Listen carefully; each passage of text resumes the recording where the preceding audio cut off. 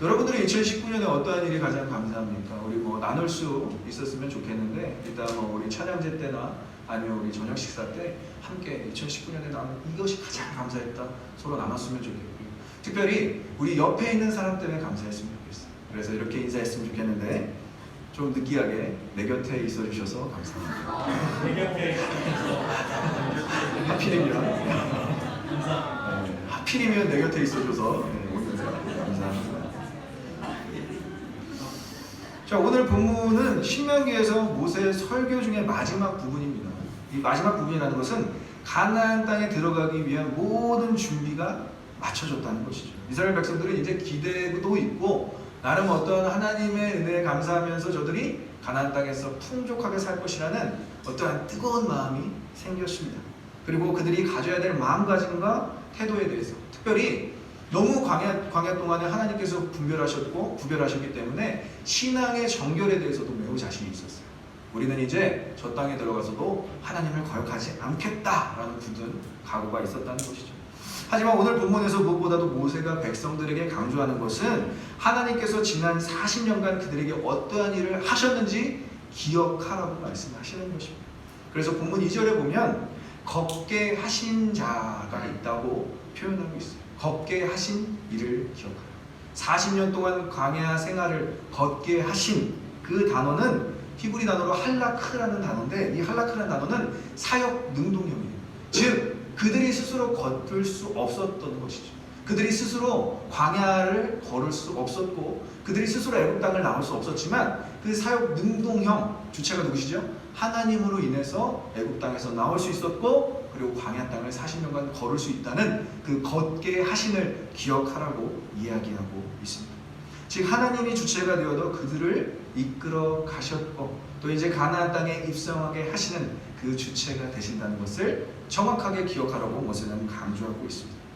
자, 그리고 그렇게 걷게 하신 이유를 또 2절에서 나타내주고 있어요. 우리 한번 2절 같이 보면 내 하나님께서 여호와께서 이 40년 동안에 내게 광야길을 걷게 하신 것을 기억하라 정확하게 나오죠. 그런데 그 이유에 대해서 이렇게 설명되어 있습니다. 이는 너를 낮추시며 너를 시험하사 내 마음이 어떠한지 그 명령을 지키는지 지키지 않는지 알려 하시니라. 자, 하나님은 그들의 40년간의 광야길을 인도하면서 우리의 마음의 상태를 알고자 하셨어요. 이 마음의 상태를 알고자 한다는 것은 하나님의 백성들로서 하나님을 어떻게 생각하는지, 즉 하나님께서는 그들의 마음을 너무 궁금해 하셨다는 것. 이것이 바로 하나님과 이스라엘 백성들의 관계라고 할 수 있습니다. 여러분들이 신앙생활하면서 하나님을 어떻게 기억하고 계십니까? 좋으신 하나님, 나에게 공급하시는 공급자이신 하나님, 그리고 때를 따라 돕는 은혜를 얻기 위해서 보좌 앞에 나아가 우리가 은혜를 얻는 하나님, 은혜를 주시는 하나님, 여러 가지의 어떤 형태로 하나님을 기억할 수 있지만 가장 중요한 것은 하나님께서는 우리의 마음 가운데 하나님과 우리의 관계에 온전히 우리가 하나님을 만족하기를 원하신다는 것을 알고자 하셨습니다. 40년간 너희가 나 하나면 되겠니? 그러면 가나안 땅에서도 나 하나면 되겠니? 라는 그 이스라엘 백성들의 마음을 알고 싶었던 것이었습니다. 즉 하나님께서는 하나님을 우리가 얼마나 신뢰하는지 그 관계를 굉장히 소중하게 여기시는 분이십니다. 오늘도 여러분들이 이 예배 자리 가운데 와서 우리가 가장 하나님께 우리가 물어봐야 될 것은 우리의 마음 상태에 대해서 물어봐야 되는 것이죠. 나는 하나님을 과연 어떻게 생각하고 있는가? 그리고 나는 하나님을 얼마나 신뢰하고 있는가? 그리고 더 나아가 그 놀라운 하나님의 인도를 받는 우리가 어떠한 마음가짐으로 이 땅을 살아가며 또 그분께 감사와 찬양을 드릴 수 있는가라고 매번 예배 때마다 물어보셔야 된다. 특별히 오늘 추수감사절 이렇게 예배가 드려지고 있는데 여러분들 마음 가운데 그런 마음이 있었으면 좋겠어요. 감사를 할 수밖에 없게 우리를 이곳까지 인도하시는 하나님을 기억하시는 저 여러분들 되시길 축원합니다. 그래서 하나님의 인도하심을 기억할 때 어떠한 감사의 제목들이 도출되는지 알아보도록 하겠습니다. 중요한 것은 모세가 처음 이야기한 것이 무엇이죠? 하나님을 기억할 때입니다. 즉 이 전제 조건이 필요하다는 것. 우리가 하나님을 기억하지 않을 때가 아니라 하나님을 기억할 때 어떠한 감사가 우리에게 드러나게 되는지, 어떠한 감사가 우리에게 나타나는지 한번 본문을 통해서 알아보도록 하겠습니다. 첫 번째로 하나님의 인도하심을 기억할 때 우리는 우리의 변화된 삶의 모습을 보고 감사할 수 있습니다. 여러분들 예수님을 영접하고 처음 믿었을 때를 한번 생각해 보십시오. 결코 쉬운 일이 아니었습니다. 결코 쉬운 일이 아니었을 것입니다. 가족들의 반대를 경험하신 분들도 분명히 있을 거고요. 회사 동료들에게나 학교 친구들에게 따돌림을 당하신 분들도 있을 것입니다. 그리고 여러분들이 핍박과 박해와 그 여러 가지 욕설을 들었던 적도 있을 것이고, 요즘에는 인터넷이 너무나 발달되다 보니까 정말 많은 댓글들이 또 우리를 예수 믿는 데 많이 상처 주기도 하고 예수 믿는 것을 방해하는 것도 많이 있습니다. 여러분들이 예수님을 믿고 여러분들이 교회를 다니고 여러분들이 성도로 다시금 거듭난 그때를 회상하게 된다면 우리가 감사할 수밖에 없다는 것이죠. 그래서 2절에서 이야기하는 것처럼 너를 낮추시고 너를 줄이시고 너를 시험하시고 내 마음이 어떤지 그 명령을 지키는지 많은 시험 가운데 있었다는 것이죠. 이 이야기를 또 3절에서도 이야기하고 있습니다. 3절을 보면 너를 낮추시고 너를 줄이게 하시고 또 어떠한 것을 하나님께서 공급하셨냐면 내 조상들도 알지 못하던 만나를 내게 먹이신 것은 또 이유가 있어요. 사람이 떡으로만 사는 것이 아니요 여호와의 입에서 나오는 모든 말씀으로 사는 줄 내가 알게 하려 하시니라. 아멘.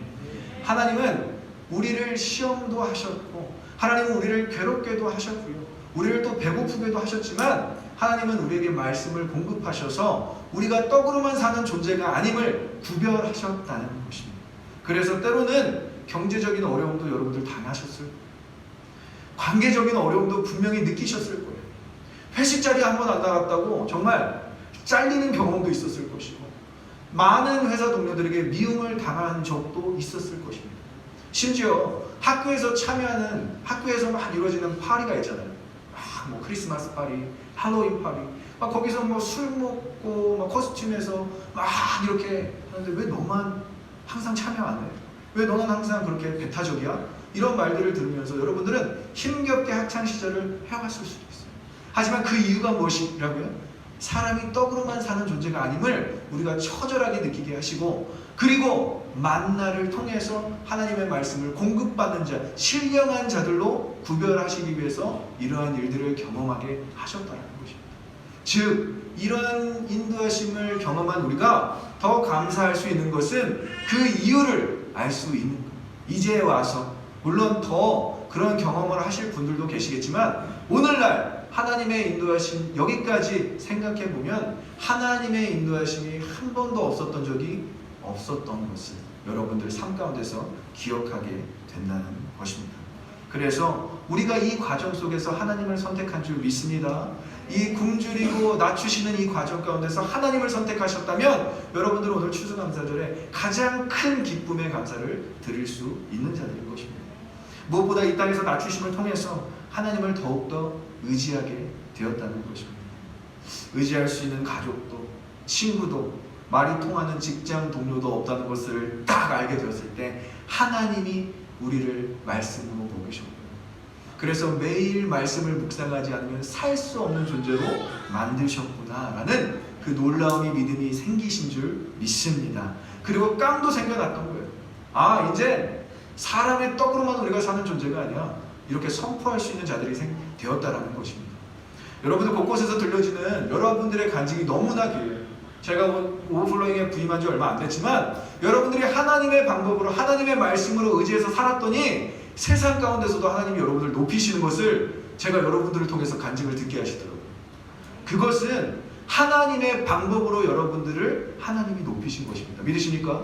하나님을 선택했더니 하나님의 말씀을 의지하며 살았더니 세상 가치보다 더 높게 우리를 높이시고 세상 가치보다 더 신령하게 우리를 인도하신 하나님, 그분의 방법으로 여러분들을 인도하신 줄 믿습니다. 그래서 사도 바울이 유대의 마지막 왕인 아그리빠 왕 앞에서 자신의 신앙을 변명할 때 참 멋있습니다. 사도행전 27장에 보면 이 아그리빠 왕 세상 군왕 앞에서도 이렇게 쫄지 않는 그런 당당함을 보이고 있는데 딱 사도 바울이 세 가지로 아그리파 왕 앞에서 자신의 간증을 하는 모습이 사도행전 27장에 다시 자세하게 나와 있어요. 세 가지가 뭐냐면 before conversion, 자기가 예수 믿기 전에 어떠한 사람이었는지 낱낱이 드러나는 겁니다. 내가 얼마나 교만한 사람이었는지, 가말리아 학파에다가 유대인 중에 유대인이요, 헬라인 중에 헬라인이요, 로마의 시민권자고 바리새인 중에 바리새인, 그 자기의 정말 배설물로 여기는 그런 과거 얘기를 딱 하면서 그 다음에 뭘 얘기하느냐, during the time of conversion, 예수 그리스도를 만났던 때를 이야기합니다. 다메섹에서 눈이 멀어서 예수님의 음성을 들었던 바울아 바울아, 사울아 사울아, 내가 왜 나를 저주하고 핍박하느냐 라는 그 예수 그리스도의 음성을 듣고 이방인의 사도로 바뀐 그 때를 이야기하고 있습니다. 그리고 마지막으로 이야기하는 것은 after conversion, 예수 믿고 난 후가 자신이 어떻게 어떤 삶을 살았는지에 대해서 사도 바울은 쫙 아그리파 왕 앞에서 정말 이렇게 원고를 쓰고 읽는 것이 아니라 너무나 당당하게 전하고 있는 모습을 보면서 그 옆에 있던 총독 베스도가 바울이 미쳤다, 네가 공부를 많이 해서 미쳤구나 라고 이야기하는데, 아그리파 왕과 베스도가 바울을 정말 미친 사람으로 생각한 것이 아니라 이 사람이 이야기하는 것에 무언가가 있다라고 생각했다는 것입니다.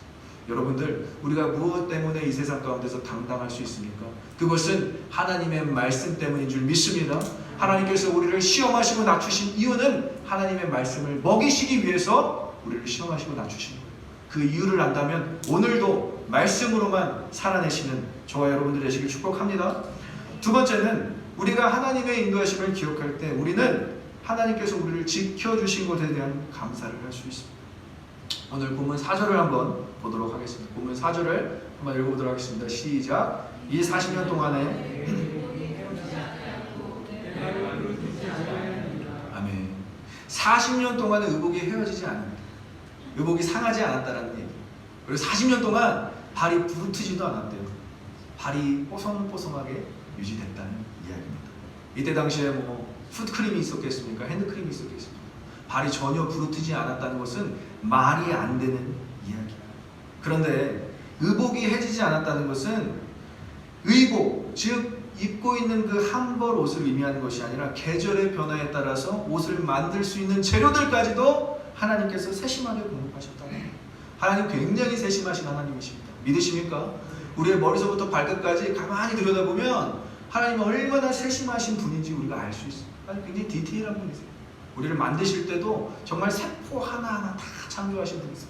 그렇게 우리를 창조하신 분이 옷을 공급하실 정도로 재료를 공급하셨다는 거예요. 하지만 애굽에서 아무리 많은 재료를 갖고 왔어도 그 재료들이 충분하지 않았겠죠. 정말 추운 날씨에는 버틸 수 없었겠죠. 그럴 때는 하나님께서 불기둥으로 그들을 따뜻하게 하셨고, 정말 너무나 더운 그 태양볕이 칠 때는 하나님께서 구름 기둥으로 그들을 그늘로 시원하게 하셨다는 것이죠.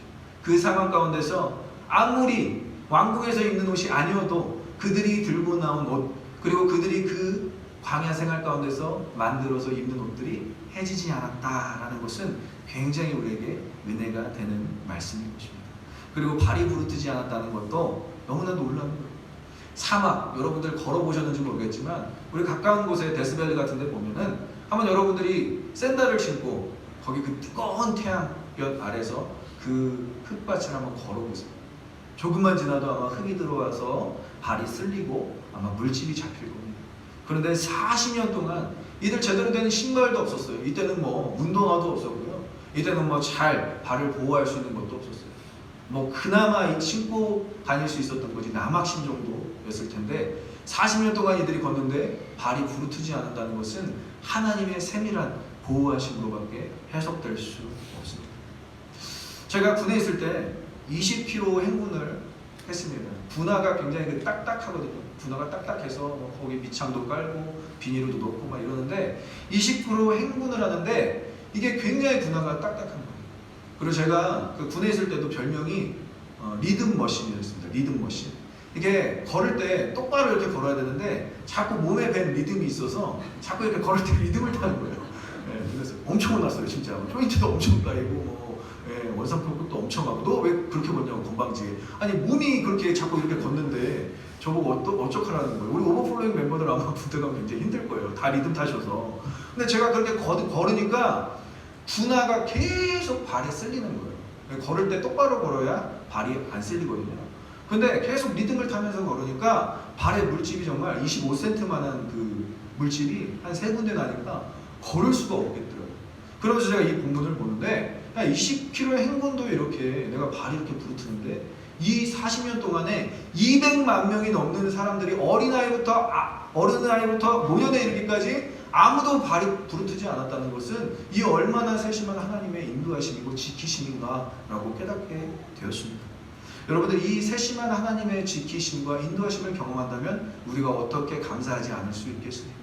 그래서 하나님을 표현하는 놀라운 구절이 있습니다. 마태복음 10장 29절 30절 한번 보겠습니다. 한번 같이 읽겠습니다. 시작. 참새 2마리가 한 아사리온에 팔리지 아니하냐. 그러나 너희 아버지께서 허락하지 아니하시면 그 하나도 땅에 떨어지지 아니하냐.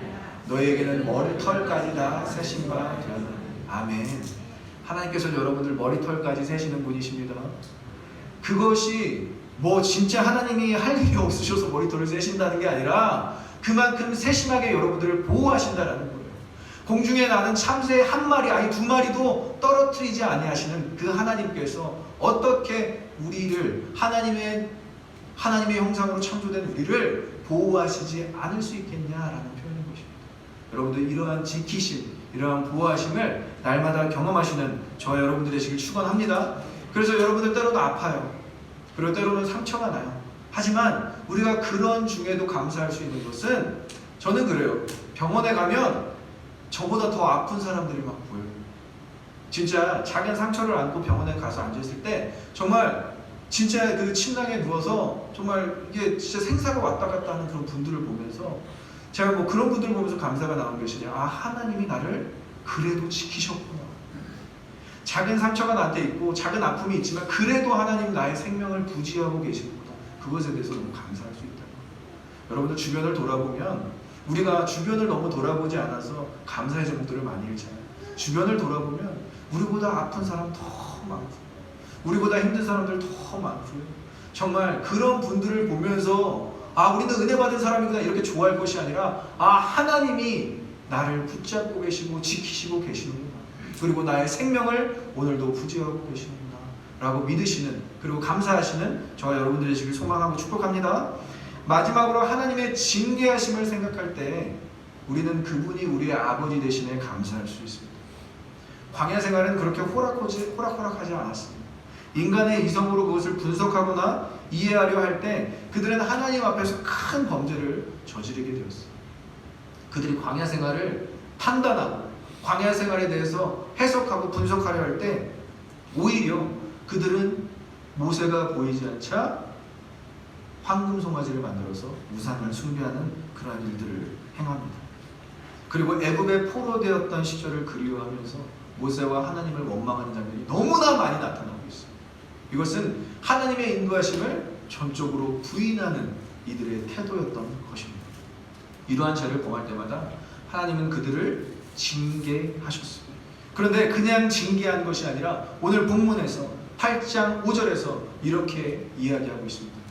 너는 사람이 그 아들을 징계함 같이 내 하나님 여호와께서 너를 징계하시는 줄 마음에 생각하고. 아멘. 하나님께서 어떻게 우리를 생각하신다고요? 아버지가 그 아들을, 딸들이 서운할 수 있으니까 아버지가 그 딸들을 징계한 것 같이 하나님께서 너희를 그렇게 징계하셨다.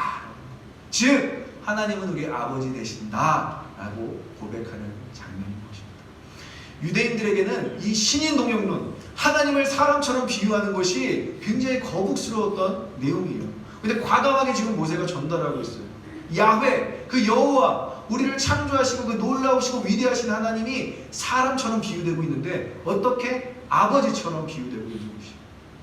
이 놀라운 비유 앞에서 우리가 어떻게 하나님 그렇습니다.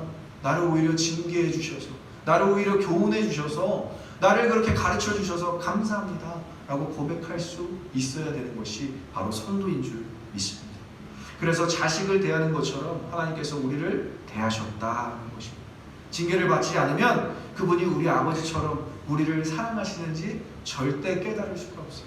여러분들, 하나님께서 가르쳐 주실 때, 하나님께서 말씀으로 우리를 징계하실 때 그것이 막 거북스럽고 힘들고 우리의 삶을 과도하는 것이 아니라 오히려 아버지 되심에 감사합니다 라고 고백하시는 저와 여러분들 되시길 소망합니다. 그래서 잠언 3장 12절에서 솔로몬은 이렇게 이야기하고 있어요. 그럼 같이 읽어볼게요. 시작. 대저 여호와께서 그 사랑하는 자를 징계하시기를 마치 아비가 그 기뻐하는 아들을 징계함 같으니라. 아멘. 우리는 기뻐하는 하나님의 자녀들입니다. 하나님께서 기뻐하는 아들을, 또 딸들이 서운할 수 있으니까 기뻐하는 딸들을 징계함 같으니라 얘기하고 있어요. 기뻐하지 않으시면, 기뻐하시지 아니하시면 하나님이 우리를 징계하시지도 않는다는 거예요. 스가랴 3장 17절 말씀처럼 내가 너로 인하여 기쁨을 이기지 못하기 때문에, 너는 나의 기뻐하는 자녀이기 때문에 내가 너를 교훈할 거야, 내가 너를 가르칠 거야, 때로는 너를 징계할 거야 라는 하나님의 사랑의 메시지인 것입니다. 하나님은 자신의 진실한 사랑을 우리를 징계하심으로 나타내시는 분이십니다. 기뻐하는 자녀들을 징계함 같으니라. 그렇다면 이러한 징계를 받을 때 우리의 반응은 감사로 나타나야 될 줄 믿습니다. 예수님이 그러하셨어요.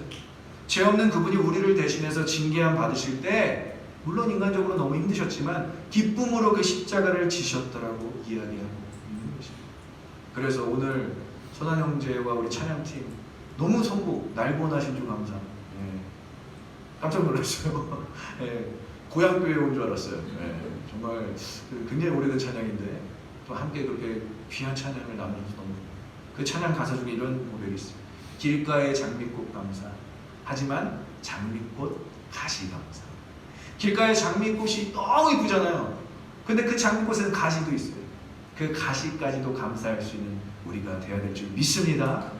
그냥 이쁜 것만 보고 감사하는 것이 아니라 장미꽃에서도 가시가 있구나, 완벽하지 않구나. 하지만 하나님은 그 안에서도 우리를 완벽함으로 보호하시고 인도하시고. 여러분, 세상이 완벽하다고 느껴지십니까? 그러면 하나님의 완벽함을 느낄 수 없어요. 세상이 오히려 고통 속에 있고 세상이 오히려 아픔 속에 있을 때 우리는 더욱더 하나님 앞에서 그렇습니다. 하나님, 우리가 세상 가운데서 망할지라도, 세상 가운데서 우리가 징계를 받을지라도 하나님의 완벽하심을 더 볼 수 있다면 때로는 우리는 망함을 경험할 수 있고, 때로는 우리는 세상 가운데 아픔을 경험할 수 있고, 또 세상 가운데 우리는 낮아짐을 경험할 수 있고 주림을 경험할 수 있는데, 예수님께서도 그 장미꽃 가시 같은 십자가를 기쁨으로 감당하셨다면 우리의 삶 가운데서도 하나님의 징계를, 하나님의 심판을 가끔은 감사함으로 우리가 고백해야 된다는 것입니다. 그러나 죄가 더한 곳에 은혜가 더한 곳. 이 본문을 잘못 받아들이는 사람들이 있어요. 그럼 아싸! 그럼 은혜가 더욱 넘치는 죄 가운데로 가자. 이렇게 신나서 이 말씀을 적용하시는 분들이 있어요. 그러지 마세요, 제발. 이 말씀은 죄가 더한 곳에 은혜가 더욱 넘쳤다라는 이 사도 바울의 고백은 너희가 은혜를 선택함이 당연하다라는 거예요. 너희가 은혜를 선택함이 더 당연하다라는 것입니다. 죄가 더한 곳에 하나님의 은혜를 바라볼 수 있는데, 그러면 너희가 날마다 이 은혜를 더 사모해야 되지 않겠냐라는 고백인 것입니다. 우리가 죄된 세상에 살아가는 이 순간에, 이 시간 가운데 여러분들 은혜를 더 사모하시길 간절히 소망하고 축복합니다. 죄가 있다라고 느껴진다면 그 안에서 하나님의 은혜가 임할 수 있는 것인데, 그 은혜를 누가 느낄 수 있느냐? 성도만 느낄 수 있어요. 그래서 죄가 더한 곳에 많은 사람들이 몰려있다고 해서 여러분들 그거 좋아하지 마세요. 그 안에서는 은혜를 느끼지 못하는 사람들이 이렇게 모여있는 것이고요. 우리는 은혜를 알기에 이 예배당에서 추수감사 예배를 드리고 있는 줄 믿습니다. 이 연말 연시에 여러분들 은혜가 더한 곳에 거하셨으면 좋겠어요. 공동체끼리 예배하고, 공동체끼리 찬양하고, 또 교회에서, 또 혹은 가정에서, 아니면 서로 삼삼오오 모여서 기도하고 은혜가 더욱 넘치는 자리를 사모하시는 저와 여러분들 되시길 소망하고 축복합니다. 그래서 아름다운 행복한 우리의 인생도 감사하지만 죄로 인한 고통과 슬픔, 그 모든 것들을 깨닫게 하신 하나님의 은혜도 감사하다는 것. 지금까지 구원해 주시고 지켜주시고 때론 징계로 인도해 주신 모든 과정들을 한번 여러분들 생각해 보세요. 참 하나님께서 나를 여기까지 인도하셨고 에베네셀의 하나님, 이러한 감사가 우리의 삶에 날마다 격발되기를 소망하고 축복합니다. 그래서 데살로니가전서 5장 18절에서는 또 사도 바울이 이렇게 우리에게 권면하고 있어요. 한번 같이 읽어볼게요. 시작. 범사에 감사하라. 이것이 그리스도 예수 안에서 너희를 향하신 하나님의 뜻이니라. 아멘. 영어 성경에는 give thanks in all circumstances. 모든 상황 가운데 감사하라. 10절을 한번 오늘 보면 10절을 보면 그래서 이 사람들에게 이 이스라엘 백성들에게 성도에게 광야 교회에게 어떻게 해야 되는지 미래형으로 제시해주고 있어요. 한번 10절도 우리 보도록 하겠습니다. 시작. 내가 먹어서 배부르고 내 하나님 여호와께서 옥토를 내게 주셨으므로 말미암아 그를 찬송하라. 아멘. 이 본문의 뜻이 우리 데살로니가전서 5장 18절 말씀과 병합해서 본다면 어떠한 뜻이냐면 네가 배부르고 등 따실 때도 아니 네가 혹은 어렵고 힘들 때도 give thanks in all circumstances 모든 일에 감사하라 라고 이야기하는 것입니다. 그것이 뭐라고요? 너희를 향하신 하나님의 뜻. 이것이 영어 성경에는 God's will, 하나님의 의지, 여러분들을 감사로 이끄시는 하나님의 의지인 것입니다. 믿으십니까? 여러분들을 감사로 오늘도 인도하실 줄 믿습니다. 그것이 하나님의 의지인 거예요. 하나님의 뜻인 거예요. 그렇게 여러분들이 살아갈 때에 우리의 삶 가운데 감사가 격발될 수 있다는 것입니다. 제가 어렸을 때 추수감사절은 아니지만 항상 이제 그 추석이 되면은 가족들이 다 모여서 함께 식사를 합니다. 그러면 이제 돌아가셨지만 우리 할아버지께서 이제 식사 기도를 시작하세요. 근데 그 식사 기도가 얼마나 긴지 배고파 죽겠는데 빨리 먹고 싶은데 어린 나이에 한 9살, 10살 남짓 되는데 너무 우리 할아버지 기도가 너무 긴 거예요. 뭐 남북 평화, 통일부터 한국 정부의 외교 문제까지, 그리고 좌파 우파의 어떤 협력 관계부터, 그리고 이렇게 세계 도처에 일어나는 그런 전쟁과 기근, 이 모든 것들을 다 다루시면서 이제 어느 정도 국가 정세가 다 끝나고, 한국에 대한 부분도 기도가 끝났으니까 끝나겠지 하는 마음에 살짝 기대를 해보면 아버지가 10남매셨는데 이 10남매를 위한 기도를 다 해주시는 거예요. 첫째부터 하나님 우리 첫째 하나님 우리 둘째 하나님 우리 셋째 이 한 명씩 다 기도해 주시는 거예요. 근데 다 제가 눈을 떠보니까 우리 막 고모들 막 졸고 계시고 저기 막 삼촌들 막 허벅지 꼬집고 계시고 아니면 막 이렇게 스트레칭 하고 계시는데 가장 은혜를 받으시는 옆에서 가장 은혜를 받으시는 분이 저희 할머니. 할머니가 할아버지 그 10남매를 위해서 기도 끝날 때마다 주여 하시고 그렇게 또 눈물로 이렇게 눈물도 훔치시고 그 자녀들 10남매를 위해서 다 기도해 주시는데 그게 그 감사의 기도 제목들이 오늘날 제가 살아가는 데 너무 큰 도움이 됩니다. 왜냐? 그때 할아버지께서 그러한 기도를 안 해주셨다면 우리가 그냥 가족들이 모여서 그냥 감사하고 신난다 하고 그냥 밥 먹었을 거예요. 근데 할아버지께서 그 30분 아니 거의 30분이 넘어가는 그 기도를 다 해주시고 그때서야 이제 밥 한 술 뜨기 시작하는데 밥이 다 식었어요. 고기가 다 식었어요. 맛은 없어요. 하지만 우리의 마음 가운데 뭐가 심겨졌느냐? 저렇게 하나님께 감사했더니 자녀들이 다 그래도 하나님 안에서 복을 받고 대대손손 예수 그리스도를 인정하고 찬양하는 삶이 되었구나. 그때 생각하면 할아버지께 너무 감사해요. 그리고 그 옆에서 함께 중보 기도해 주셨던 할머니께 너무나 감사해요. 여러분들 우리의 감사는 어떤 그냥 잠깐의 하나님 감사해요, 고마워요, 땡큐, 이 정도의 차원이 아니라 하나님 나를 인도해 주셔서 감사합니다. 하나님 나를 지켜주셔서 감사합니다. 하나님 그리고 나를 때로는 징계해 주셔서 감사합니다. 하나님이 우리를 디테일하게 하나님이 우리를 섬세하게 지키시고 보호하셨다면 여러분들의 감사도 하나님께 섬세해야 될 줄 믿습니다. 조목조목 감사하세요. 하나라도 감사하세요. 정말 그 우리 교회 오빠 영화 보면서 가장 감동받았던 부분이 자기는 우리 교회 오빠인 그 형제님은 손익분기점을 항상 생각한다. 1년에 얼마나 마진이 남았는지 아니면 얼마나 손해가 있었는지. 그런데 항상 하나님께서는 플러스 알파 더해주셨다. 마치 이렇게 딱 계산을 해보면 하나님께서 더 많은 것들로 채우셨다. 그래서 손익분기점을 생각해보면 항상 손해를 본 게 아니라 이익을 받기 때문에 하나님께 감사할 수 있었다. 여러분들 한번 감사의 제목들을 다 적어보십시오. 그리고 감사하지 못했던 내용도 한번 적어보세요. 감사할 일이 많은지 아니면 정말 불평할 일이 많은지, 감사할 일이 훨씬 더 많음을 여러분들이 깨닫고 감사할 수 있게 될 것입니다. 하나님의 인도하심에 감사하시길 소망합니다. 그리고 지켜주심에 감사하시길 소망합니다. 그리고 심지어 징계하시고 때론 아프게 하셨지만은 그 또한 여러분들 감사하시길 소망하고 축복합니다. 모든 일에 감사하시는 Give thanks in all circumstance, 모든 일에 감사하시는 저와 여러분들 되시길 간절히 축복합니다. 기도하겠습니다.